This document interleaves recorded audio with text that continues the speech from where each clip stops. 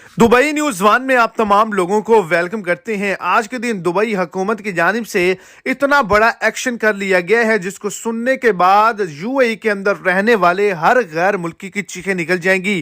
खास तौर पर जितने भी वर्कर हजरात विजिटर या फिर फैमिली के साथ गए हुए दुबई के अंदर मौजूद हैं, उन तमाम लोगों के खिलाफ सख्त क्रैकडाउन किया गया है। और आज के दिन 17,000 पाकिस्तानी इंडियन वर्कर हजरात को दुबई से डिपोर्ट किया गया है। इसी हवाले से आगे चलकर मुकम्मल डिटेल्स आपको इसी शॉर्ट सी वीडियो के अंदर मिल जाएंगी।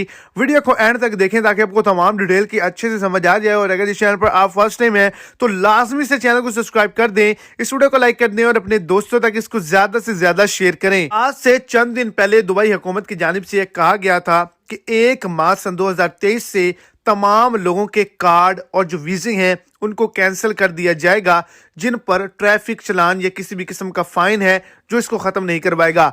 तो आज के दिन 2000 गैर मुल्कियों को दुबई से डिपोर्ट किया गया है, जिन पर ट्रैफिक चलान और दीगर इलीगल एक्टिविटी करने के चलान मौजूद थे जिन्होंने पे नहीं किए। तो अगर आप पर भी कोई इस तरह का जुर्माना है तो उसको जल्द से जल्द पे करवाएं, नहीं तो बहुत जल्द आपको मैसेज रिसीव होगा और उसके अंदर आप तमाम लोगों की फाइल जो है वो सीज कर दी जाएगी।